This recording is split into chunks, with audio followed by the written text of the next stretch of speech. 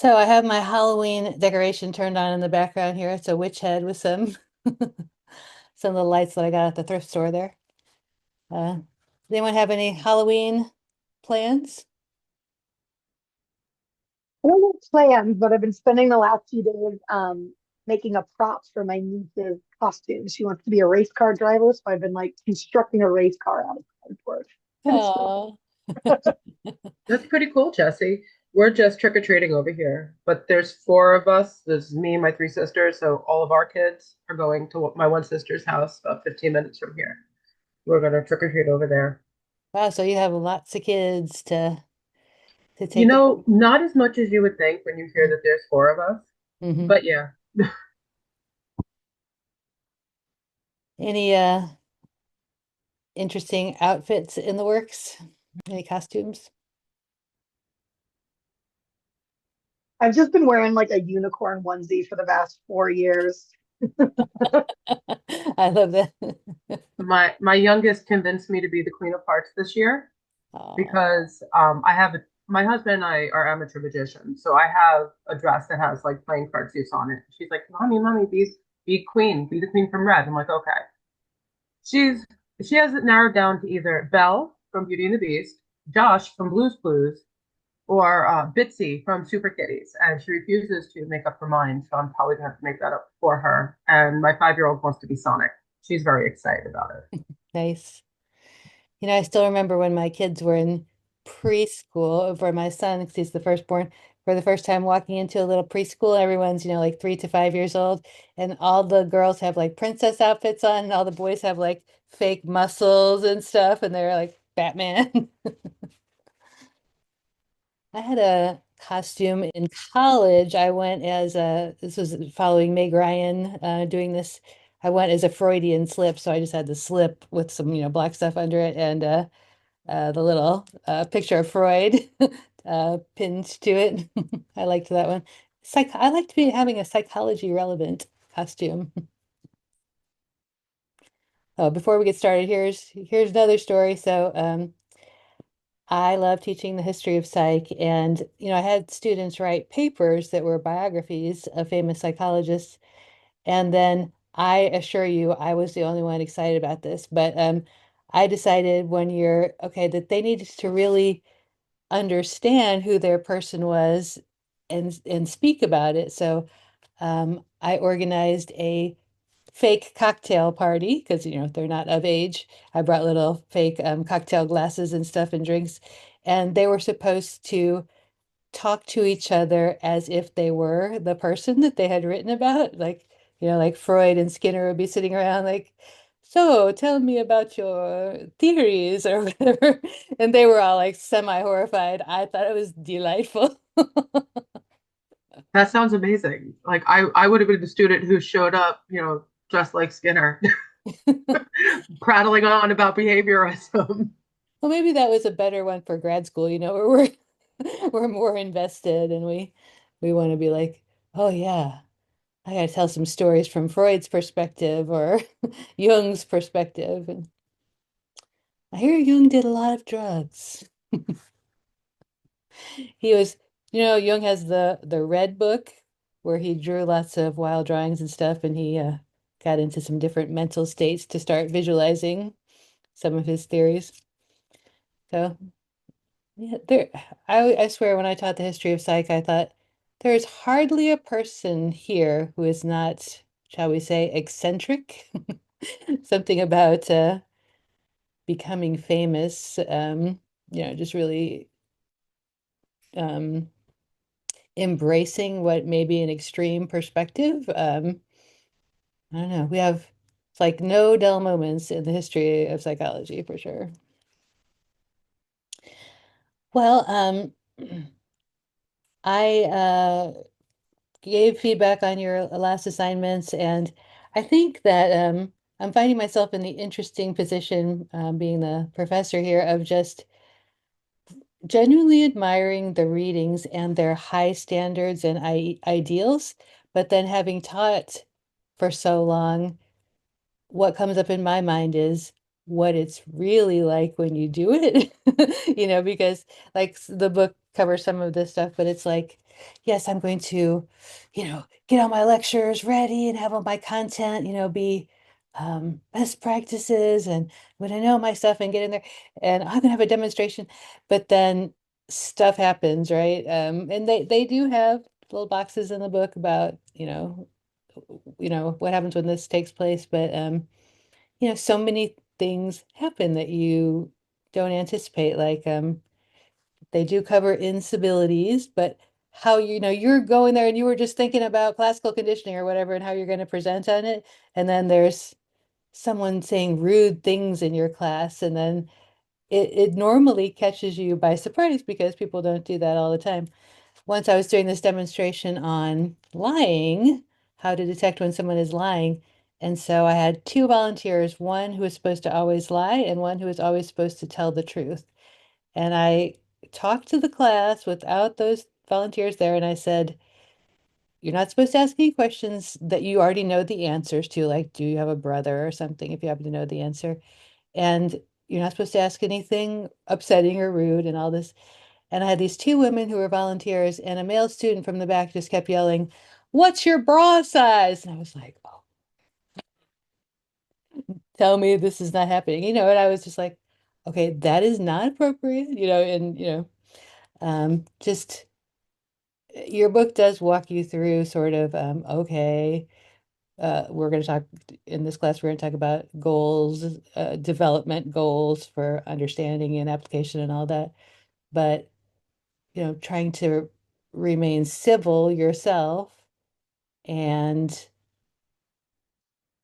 address something, but it's not comfortable, right? It's not natural. Has anyone had any experiences like that, either in teaching or in practice or any other job that you've done?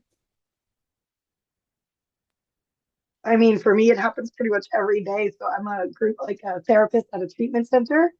So I run a lot of groups. And, I have a plan. I'm pretty type A with it, but somebody in there always takes it another direction, or they get up and leave, or these two start a fight because this one said this. And it's just like I have to jump in and deflect and de escalate all the time. And it's a lot. And when I spent time working with kids in like a theater capacity, I always came with a plan, but in live theater, it never goes the way it should. So you always have to adapt and think on your feet. And actually, I think that really, I'm a very person that like likes control and like just the pieces to fit. And I think it's like having most of my career in those environments has really helped me just be like, I'm just grateful that I'm breathing today. So go ahead, let me know when you're done. I'm able to really just kind of go with the flow and not take it personally because I would take that stuff personally.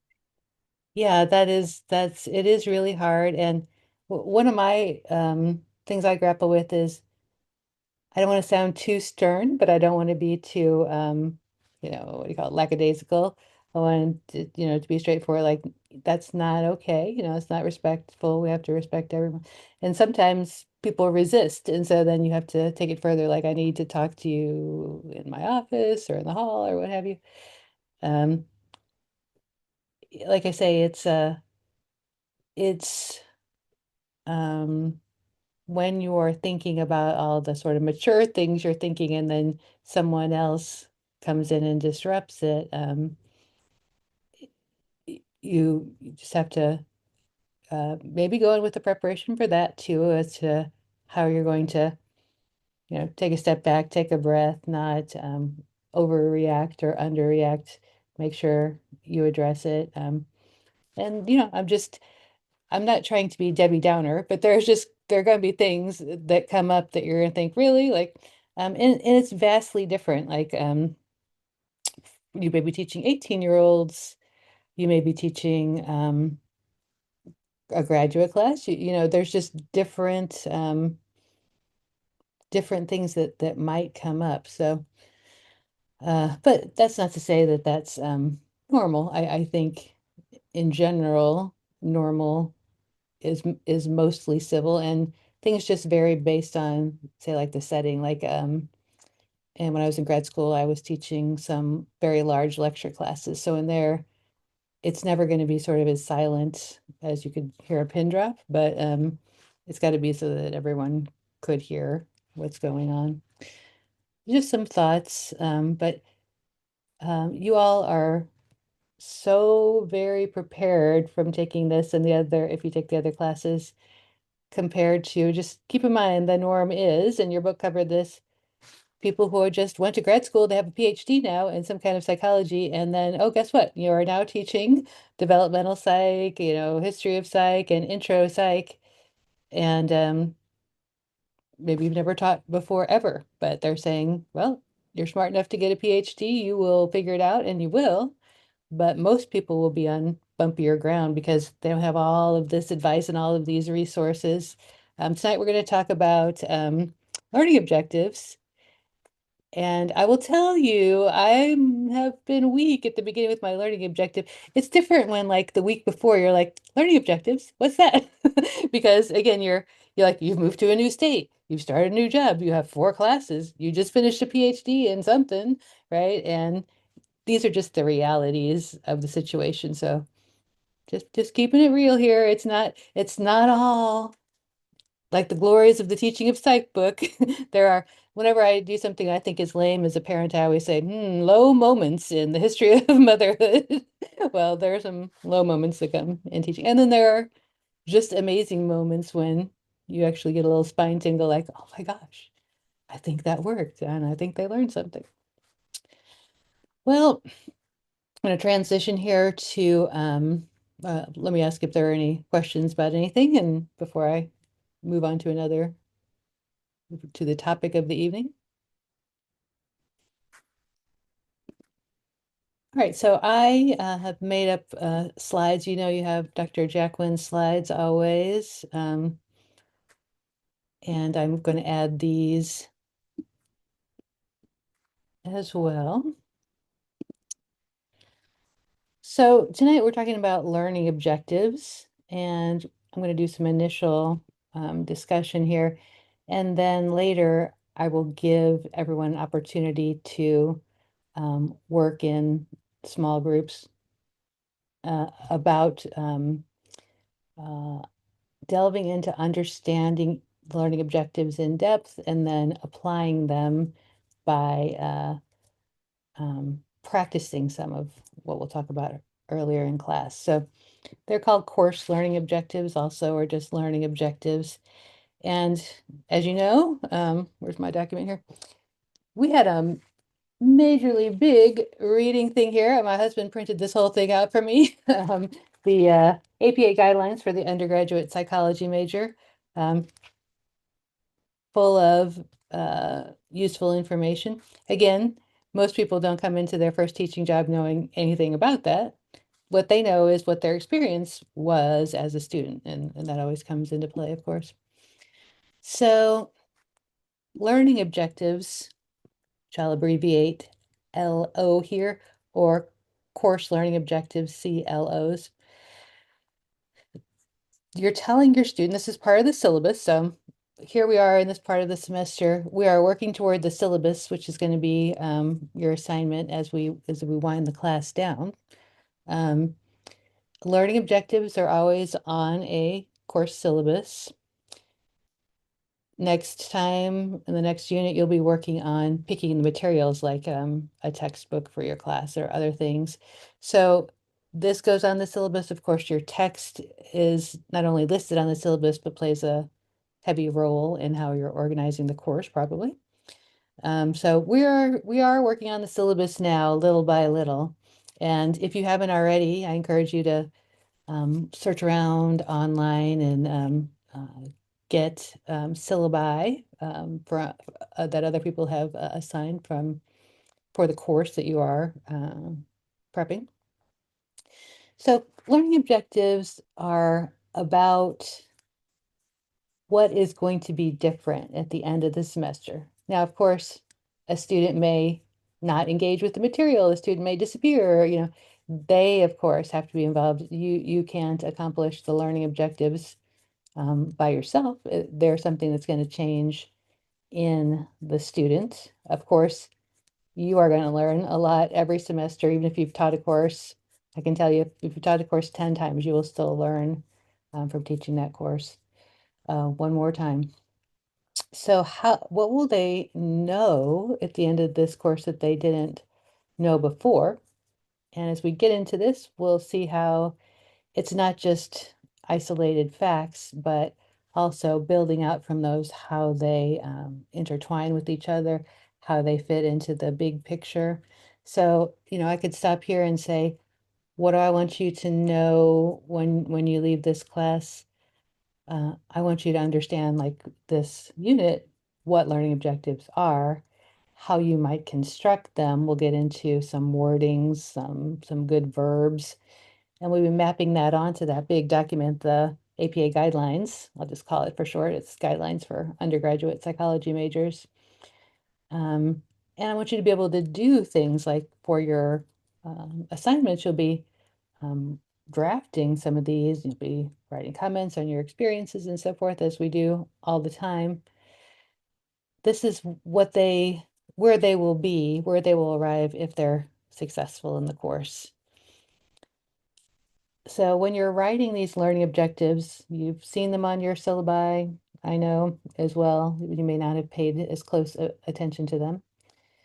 So some of the things that we can talk about more, these are tips using action verbs. And we'll talk about finding all kinds of different verbs. When I taught yoga, uh, I had big lists of words that you can say in yoga, like uh, align, twist, breathe, all the different words. Um, Move your foot to this position. So, there's only a certain number of these you can put on a syllabus. If you said like every term that you will define, like know what problem-focused coping is or something, you're not going to do that. It's going to be just a handful. And we're going to be looking, as I said, at that APA guidelines. So the guidelines are for majors in psychology, and they were created to influence how psychology is taught in the United States by the American Psychological Association. I noticed that Christine, Dr. Jacqueline had put the 2013 version, which is version 2.0 of these. Whenever APA has some guidelines, whatever they're on, they usually update them periodically with a different team each time. And so that happened in this case too. And I just decided at the last minute, of course, to figure out, are there any newer ones? So I did that. Just be aware. I'm not going to pull any shenanigans on you. You can use the 2013 version, which has been on there since the beginning of the semester. You can use the version that I put up there today, the 2023 version, which is version 3.0. And of course, you can use both of them. I read the complete 2013 version before I found the 2023 version. It's they're not that different, but of course, some things change over time. You know, one of the things that I noticed, they focus on diversity, both of these versions, and they call it DEI in the 2023 version. I will just say, I wonder if anyone shared the experience with me that it kind of gave me pause in the current state of things when DEI is being talked about as a problem, is here in our guidelines as our goal. I say our goals because we also did these things, right? We studied and became psychology graduates and getting masters, and then you'll get your PhD in psychology. So this is how we are supposed to develop, and it does have lots of content on diversity and inclusivity. So I think in addition to just talking about teaching, does anyone have any thoughts about or any comments about the disconnect between what's happening in the government and what is our position in psychology? Did that come up for anyone as you were reading?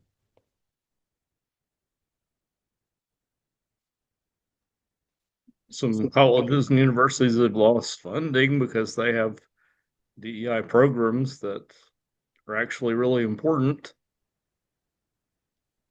Yeah. It's not good. yeah, it really underlined all of that for me that in psychology, these are actually our values as a discipline. This is the American Psychological Association. They have offices in DC and they interact with the government. I've been sent by APA to do different things with the government.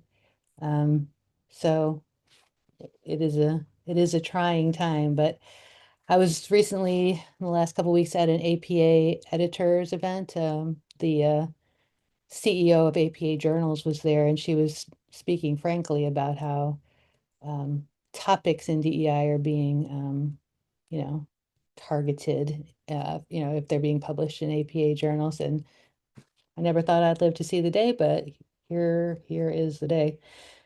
And yet we're in psychology, and these are the goals of our major organizing structure, APA. So we're looking at these first words that are in purple here. These are the kind of outcomes that we might be interested in. So do we want our students to develop particular skills? And those could be sort of really practical and explicit, or they could be more traditional knowledge surrounding knowledge acquisition. We want them to acquire knowledge, understanding. We may want them to be able to perform some behaviors. And if you've read this, or if you're going to read it, it's big on application, which makes lots of sense. So I'll say this as a reminder throughout. When you write your syllabus and when you teach your class, you'll be deciding how you're going to assess any of that. I think when I started, I just sort of mirrored what I had experienced, and when I went to college at the University of Missouri, Columbia. I had lots of large lecture classes, especially early on, and then more seminar classes or more smaller classes as time went on. But in psychology, uh, normally we had a lot of tests, a lot of multiple choice tests in the big classes. And so I did start there with those. As I went on, depending on the course, some of them just to me asked for essay exams. I taught a course for a long time called experimental psychology, which is like not research methods. I taught that too, but experimental psychology in the sense of you can get a PhD in experimental psychology, and that has the same, subdivisions like social or developmental. So in there, I wanted them to apply a lot of things. It didn't really lend itself to multiple choice. It lent itself to, okay, you know, uh, you're doing a demonstration of this and this happens, which, and then you have to like make up your own design or construct something new. So I wrote, Dr. Jacqueline has some of these in her PowerPoint, and I just wrote some new ones.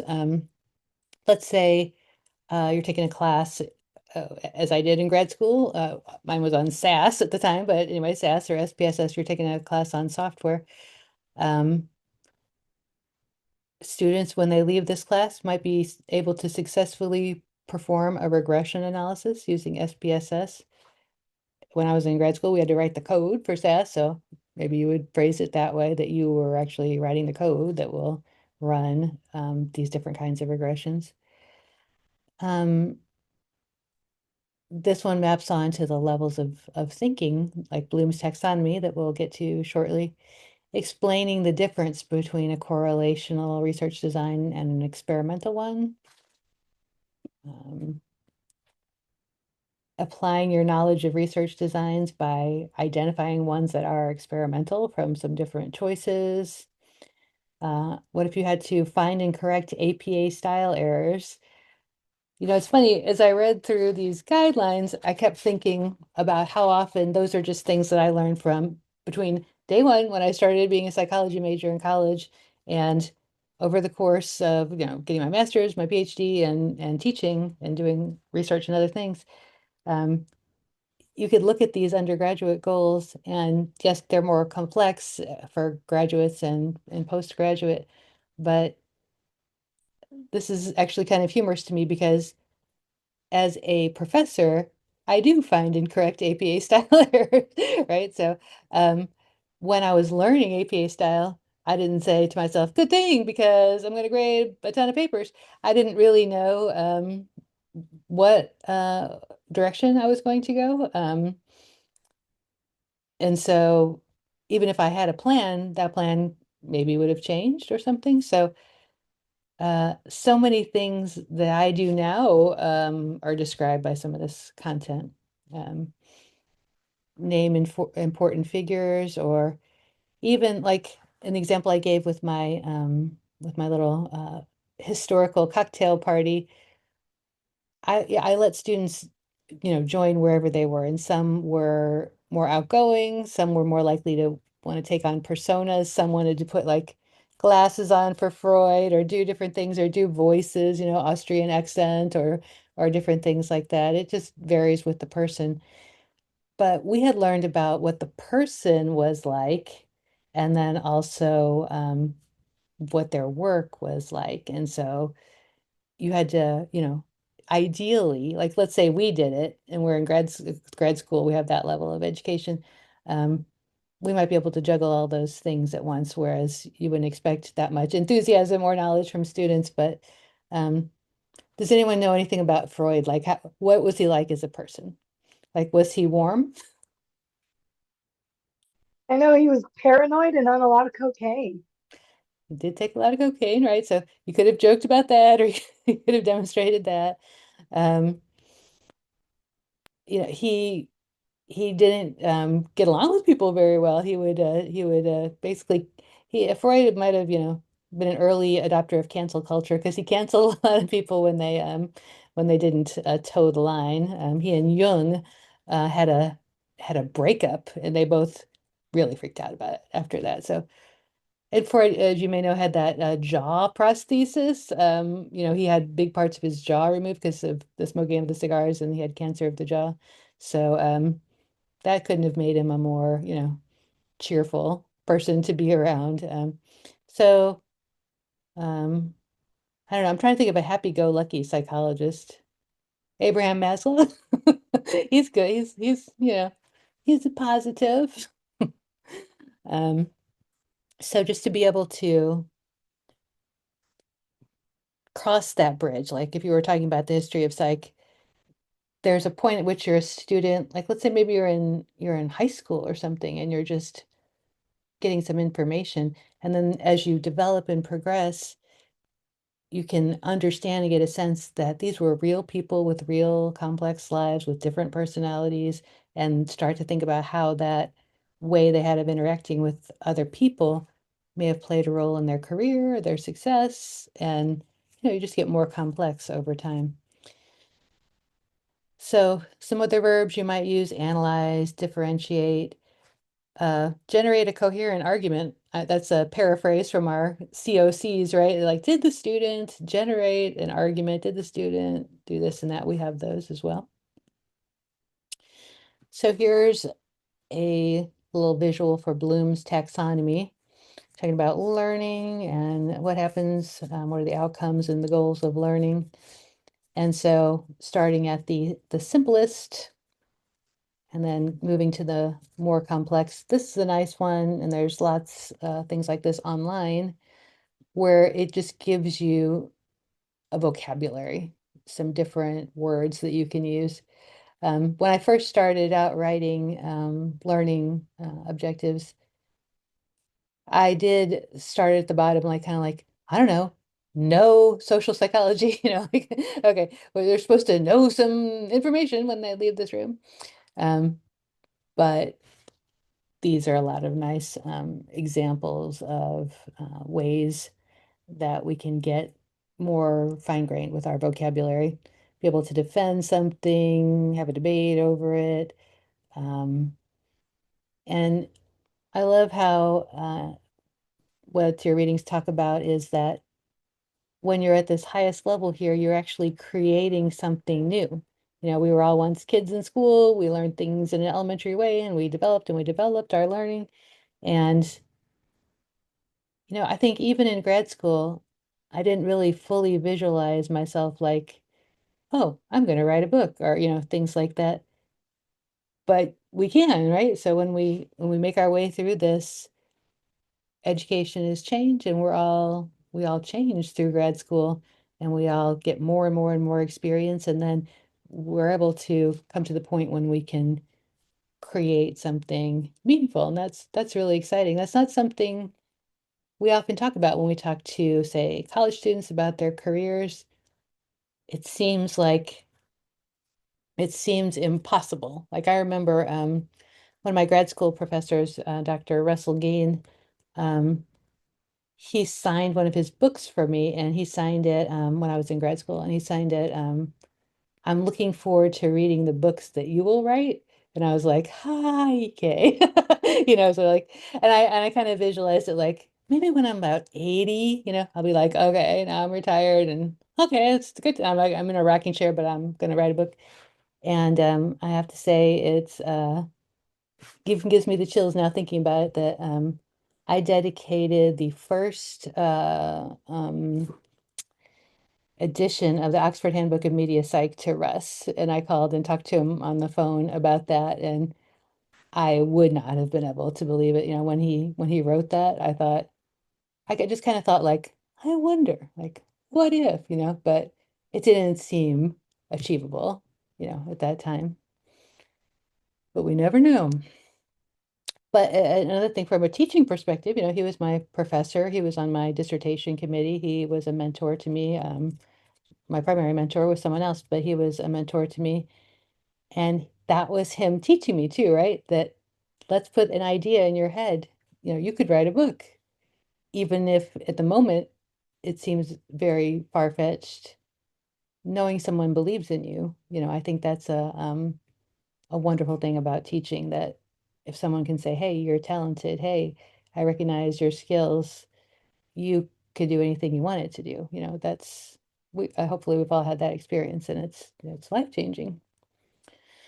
So in this bullet on this page, I am surfacing my teaching. I keep trying to surface my teaching here because we're teaching about teaching, right? So what I'm trying to do here is to coach you and give you an opportunity, which I shall shortly, to engage in applying Bloom's taxonomy to writing clear and appropriate learning objectives and that are aligned with your assessment strategies.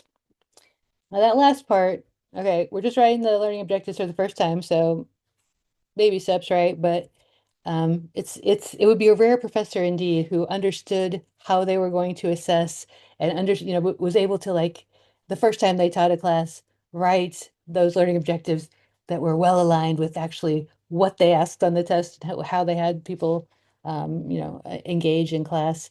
But these are long-term goals, right? These are high standards for eventually, but we start where we are. So I guarantee you there's a lot of college professors who just copy paste these and haven't thought it through or whatever. And they're just doing them because they're required to by some governing body or what have you.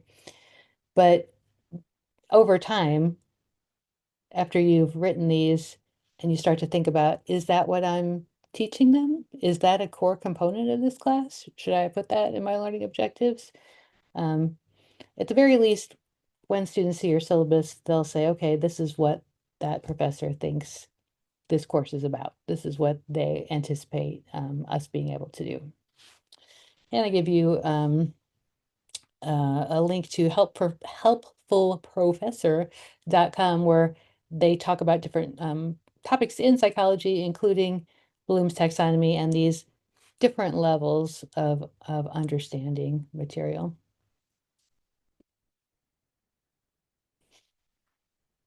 Okay, I'm gonna take a breath here. Does anyone have questions, comments before we move in to another facet of this?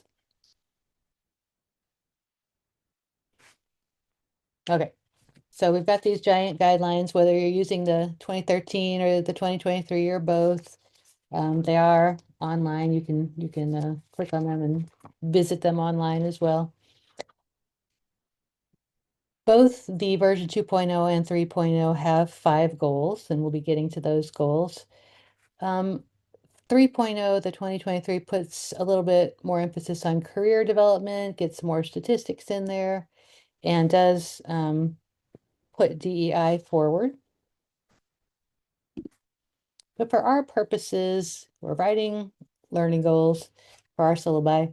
So I'm just refreshing our memory. If you've had a chance to read the reading, if you haven't yet, there's still time. So the first goal, and by the way, I'm going to ask you to pick one of these goals to work on more in depth, so you can be thinking about that as we just kind of go through this here. So the first goal, and again, this is the goal of the whole degree, the whole major, but for us, we can see it in the light of our course, developmental psych, history of psych, physiological psych, research methods. So we're putting learning goals here.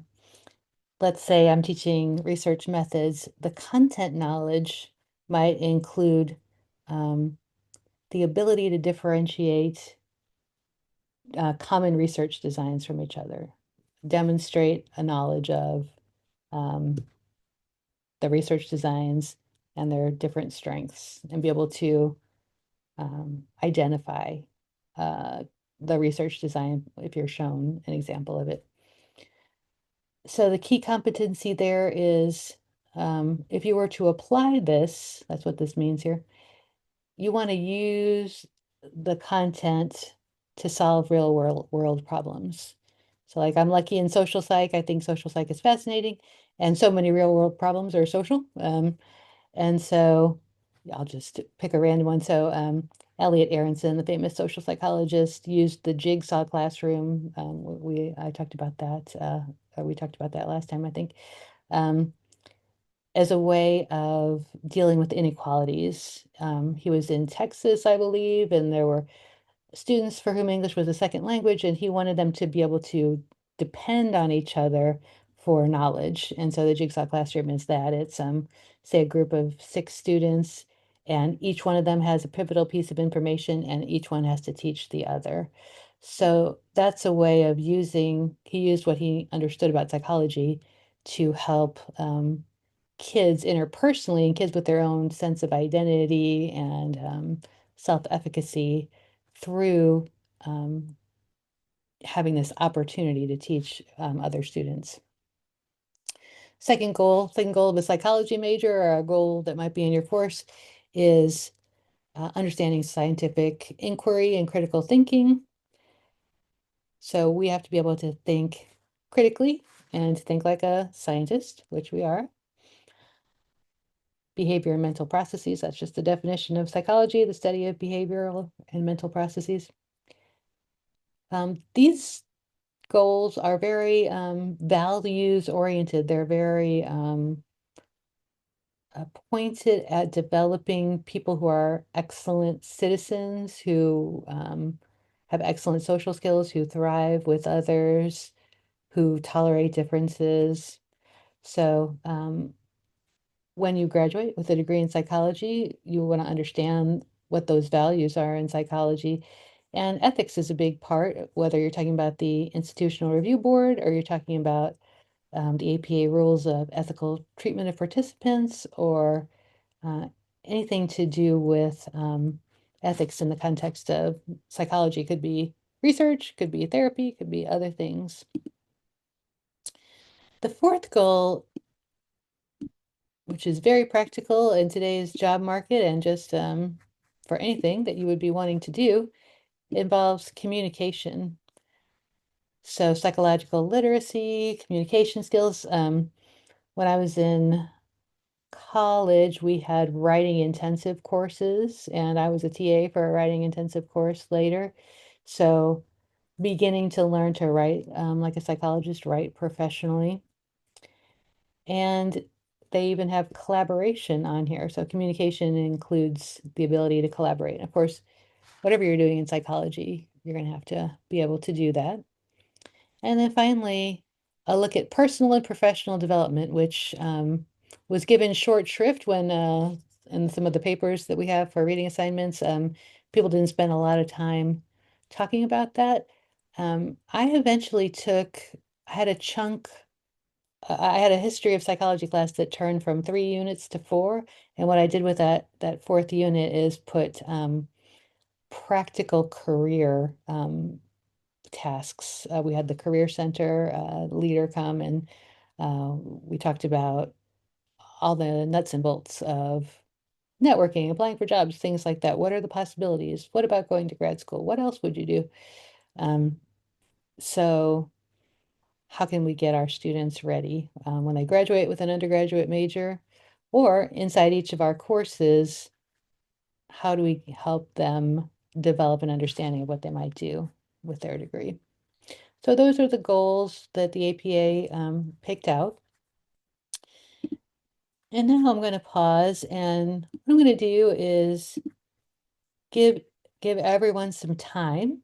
I'm just going to you can go on mute, you can turn off your video or not. I'm just going to give a few minutes for you to locate your materials wherever they are. We're going to be working with this, the APA guidelines.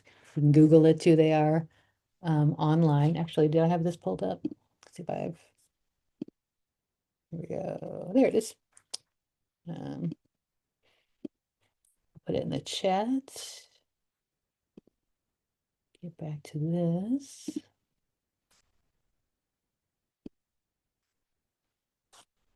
If you want that updated version online.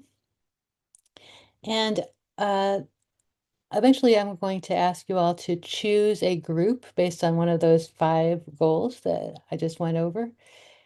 Choose whatever you're going to be developing these learning objectives, whatever you're drawn to.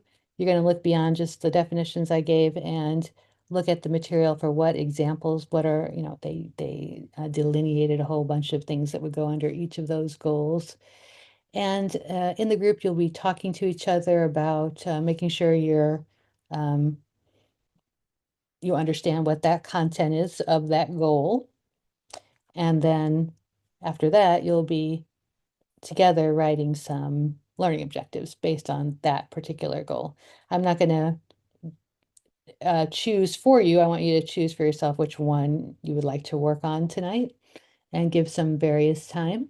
So first, though, we do activities where we get together and talk, but it's good to do some ones where students have a chance to think and organize. So that's why I'm saying you can turn off your camera, you can just look around for your books, leave your desk, find books, get everything in order. We're just using the APA guidelines, but whatever else you want to have with you for that discussion. And let's just take like three or so minutes. I'll watch the time for you to take a look at them and decide which of those 5 you'd like to do your activity on. Any questions? Okay, I'm going to mute, but I will be here if you need me.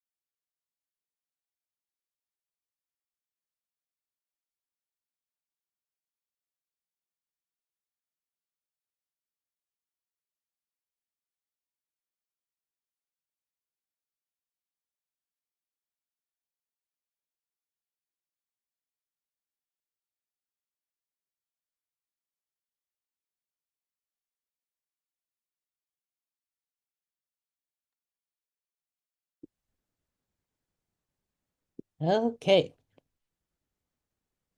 Have you all had enough time?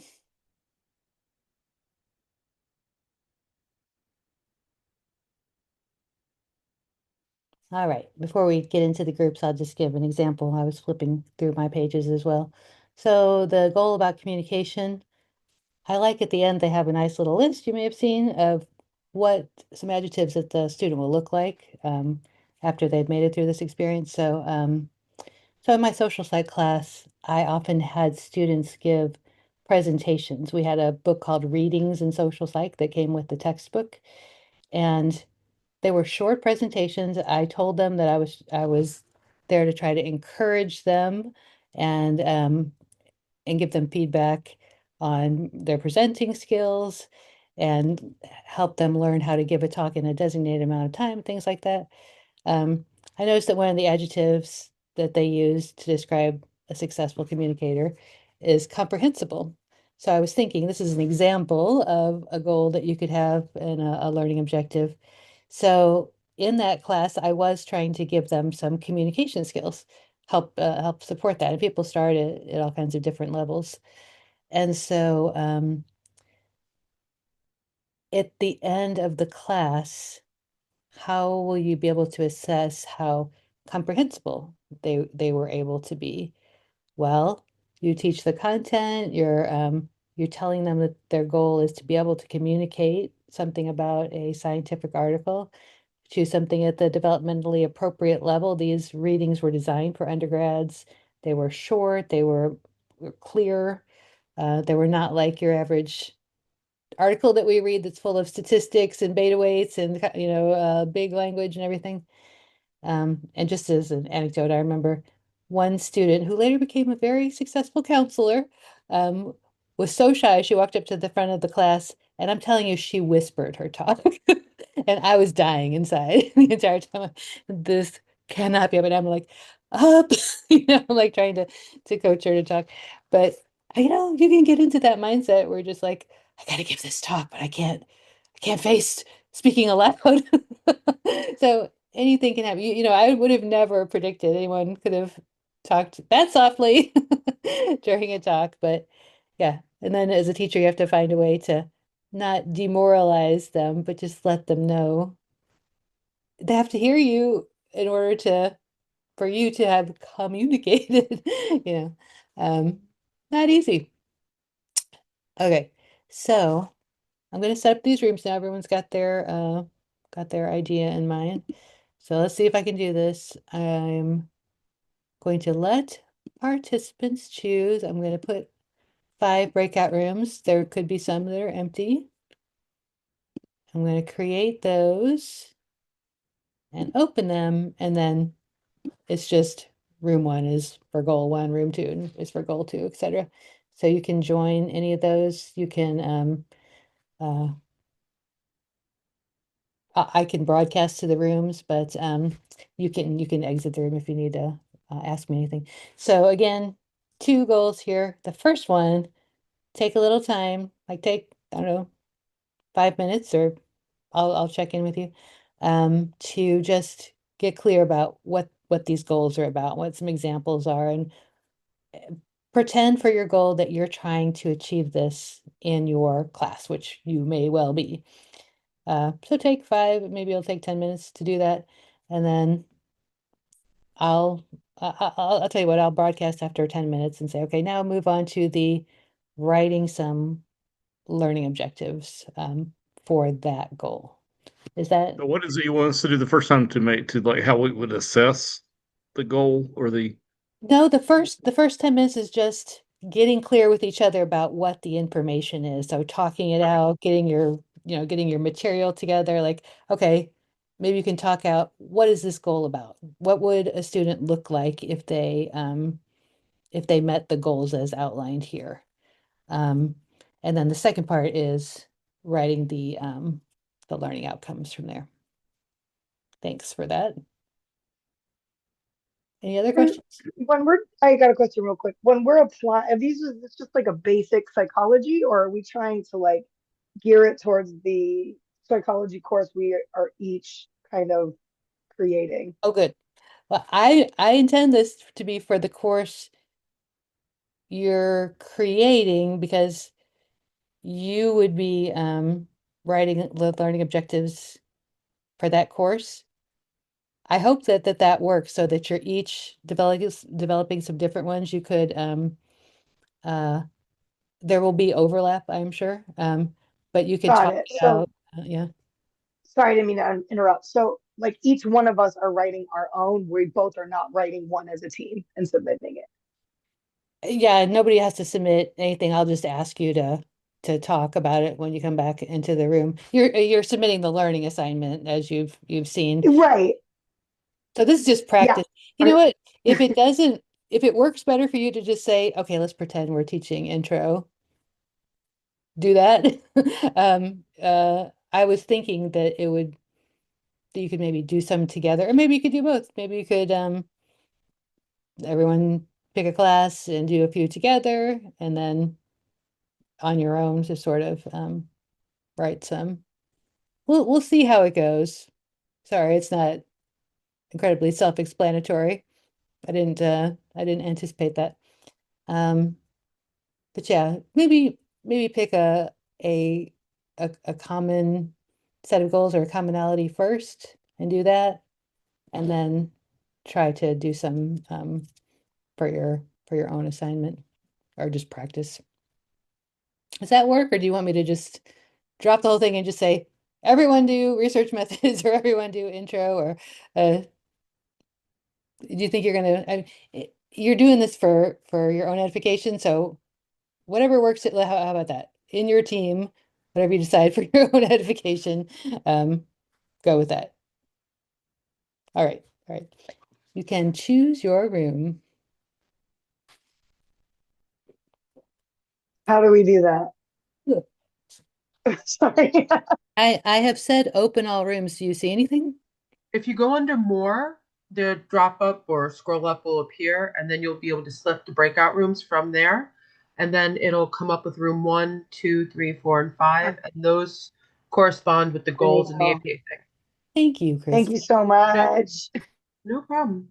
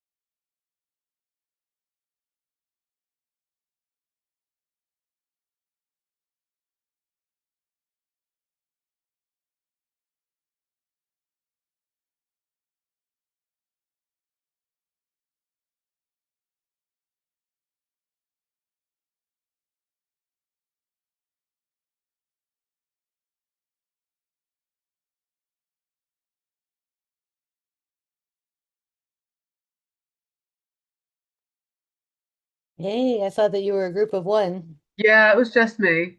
So, Hopefully that was okay.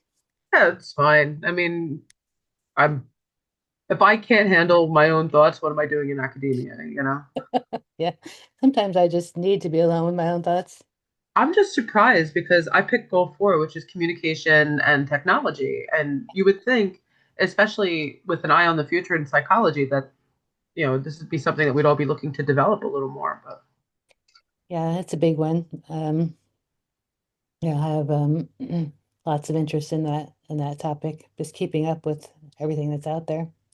oh, I know. I mean, I know I'm not like a media psychology major. I'm not, but both my practicum and my dissertation have focused on social media and its effects on various age cohorts, so I'm very interested in how the digital age is going to continue to shape us as people and the effects it will have on us. And it's not just the social media aspect of it. I know that, like as a Zennial, I was in high school doing and junior high school using the computer to do my papers and really started researching. I remember professors telling us Wikipedia is not a valid, like that you had to be told not to use Wikipedia as a resource, so I can just imagine, especially with the proliferation of AI and things becoming very difficult to tell, you know, students are going to need to be a little more savvy than we were. We all are, but especially coming up in this, they're going to need to be more Yeah. savvy than we were. It's a lot coming right at us. Oh yeah. It changes all the time. The amount of things that AI can do. Some AI experts will say because we fed all the information into them, some of the types of AI, that maybe they're reaching a plateau. But I don't know. I feel like See, I'm not sure about that because yeah, it keeps some of the models anyway, my very limited understanding, they're kind of it's reinforcing its own behavior. So yes, we fed it information, but it keeps like extrapolating on that. It yeah, kind of keeps like yes anding itself. So I'm not quite sure where we're going to end up. As it is, we've already not that we've created psychotic AI yet, but we've created racist, homophobic, misogynistic. Like we have taken all of our worst traits and put them in a computer. Like that's not good. no. It's it is mind-blowing how quickly it's going and how both the opportunities and the risks. Commercial, I'm leading a session on AI tools for academic research at session because yeah, there's also some things that I find really helpful, and we have lots of different experts in media psych. So drop by if Well, you. that's part of the problem that there are some legitimate things that this can do that can really help us as a field, just as a society. But is it worth it? Because there's so much else that isn't going to help us, and that's putting it kindly. Yeah, social media has been the gotten the most attention in of late, and then it is now seems to be tumbling to AI. Well, we were talking about communication there. Christine was a communicator of one, so that was her content. In the time remaining, let's do the other two groups. So Chelsea and Jesse, you were talking about content knowledge applications. Were you able to come up with some learning objectives? Kind of, yes. We did a lot of talking, not Yes. gonna lie. Good. That's We, what you we and because we were both us discussing our different, she's more into Chelsea's more into like health and neuropsych and like that kind of thing, and I'm more in the true crime realm. So like we couldn't be more not similar. So we did really just a lot of talking about things like that. But we did our group was like that goal one. And so a lot of our conversation were just focusing on how different ways in which we could apply these goals to like lessons and like things like that. Like in my case, when in goal 1.4, it's apply psychological content to solve practical problems. And a Mhm. big part of my like issue is unethical storytelling and true crime and how that impacts people psychologically. And so I think a way to solve practical problems in that way is to have students like look at real world cases and then like maybe look into the ways in which they scenes were used, or sound effects were used, or extra sensational kind of stuff, or blood or gore, or just like all these different media tactics. Provide them also with some like maybe media ethics and things like that, and kind of have them propose new ways to do things that are more psychologically safe. So that was kind of just like one little, thing, but it was riveting conversation. Kelsey's great. In the media psych world, we talk about media literacy, so understanding. Like I used to there was a packets that I bought to take to like churches or community centers and help teach people like parents media literacy. And some of the things they covered were like the special effects and the jump cuts and the perspectives. But it also does remind me from the ethical standpoint of just can you have empathy for someone? Can you see a story from multiple perspectives, weighing the different sides, what's fair, what's reasonable, the rights of a producer and the rights of the people, being portrayed in the story. So lots of lots of complexity there. I can see you asking yourself, Jesse, like, what are the main things I want them to take away from this that are that are important to me? And I really do love having these standards because it's basically telling us the type of mind we want to train, who we want psychologists to be in the world, from APA. So very good. And we had room two was scientific inquiry and critical thinking. How did you guys fare in there? We did a lot of talking too. Good. We're here for. Yeah. I mean, we actually talked about identifying psychological literacy. We all have different courses, so it's hard to find a commonality, but we were talking about, each like how we would kind of outline a course. But what was interesting with the APA columns, there was like one column that was like undergrad and the other column was like for post baccalaureate. And it was interesting because it seemed like the other column, like they wanted them to be more hands-on and like like using more implementation and application, where the other group was more about like just having the students walk away being able to like identify, analyze, compare, contrast, describe, recognize main themes. I also thought about like recognizing, for me, I'm doing abnormal psych. So just like recognizing cultural differences within, because that's a big thing now in the DSM-5, which wasn't always available in the previous editions. So yeah, we were kind of just talking about the terms Yeah. and the actionable, measurable takeaways and what our courses would look like.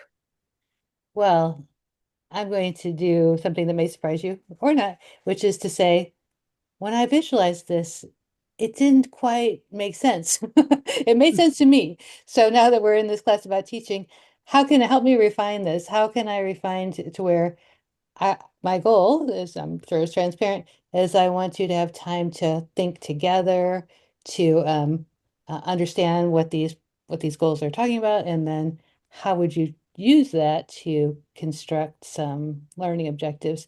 How can I get over my barrier here that people they have different courses that they're preparing? I'm going to bring up one more point at some point, though, that we talked Oh yeah, about. you I want don't to? want to interrupt your. No, but we were talking about that, like saying college courses, you Mhm.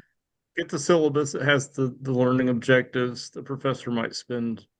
And this, I'm talking about undergraduate, basically, from what I remember, so the professor might spend a minute and a half or 2 minutes on those objectives, and you might never hear anything about them again. And so, but you really can use learning objectives to sort of build your course. So I'm just not always sure if they do much of anything, or if they're really assessed or not. You don't really hear anything about them much So after the first day. I don't recall any of my professors going over their learning objectives. Um, you might say that, say at Fielding, for instance, we are accredited by WASC, right? So we have those in there so that they can look at our syllabi and see that we are having them. And I suppose that's true of any university, that someone somewhere decided here are the things that go on a syllabus, and and most of them kind of makes sense. Um, Again, in the messier reality, some people never read the syllabus. Not okay. Some people never buy the book. That one completely blows my mind. But you know, what are you doing then? But yeah, you you could really focus on that your first day. You could say, okay, let's look at these. Here's how I want you to, I hope that you are transformed if you apply yourself in this class. Here's how you will get stronger as a psychology major. Here's how you can use this to support your goals. Let's say you want to be a neuroscientist. Well, you gotta, let's say you're taking your research methods. Well, you need these foundations and you're going to build on those and it's going to get stronger and stronger. So yeah. Has anyone, so do you remember, did anyone go over your learning objectives in any classes? Actually, not in college, but I was in the military, and when we go to after basic training, you go to a school to learn your specialty. I was a medic. Mhm. They always had for each module, they had learning objectives, and they actually read them to us. Oh, wow. So, but it was kind of, I don't know, I wasn't really focused on that at the time. I mean, that's when I was very young still, so I would just like kind of daydream, and then when they finally started, I would pay attention again. Yeah. I could see them, you could really have a a discussion where you say like, here's what I hope you come away with, and if you could see this baked into how I'm going to present this information. This is why I'm doing what I'm doing. If students, we're talking about students doing rude things or whatever. If a student was saying like, why do we get in these groups or whatever it is, well, I want you to have to articulate things to each other, and I want you to have to work because I, speaking for myself, do believe that sometimes college teaching can be mostly about lecturing, and that's kind of ironic because the teacher knows the material, right? And so sometimes I would say to myself, well, I've said that again. It's like I knew it when I walked in. But so how do you, and yet that's the norm. And so and there are certainly, you intend to, when I am lecturing, I intend to explain things in a hopefully relatable way so that if it didn't make sense in the textbook, um, or even if it didn't make sense, then maybe I've clarified it. If it did make sense, then maybe I've added some color to it or some depth. Um, that's what I intend by lecturing or getting lots of material across or things that aren't in the book. But really, what I want to do is give time for people to grapple with the material more so in grad school than undergrad, but still in undergrad. Oh, so any ideas about how you would phrase this activity? I have a couple, but I'm curious as to what you think would work for if you want to give people time grappling with creating learning outcomes.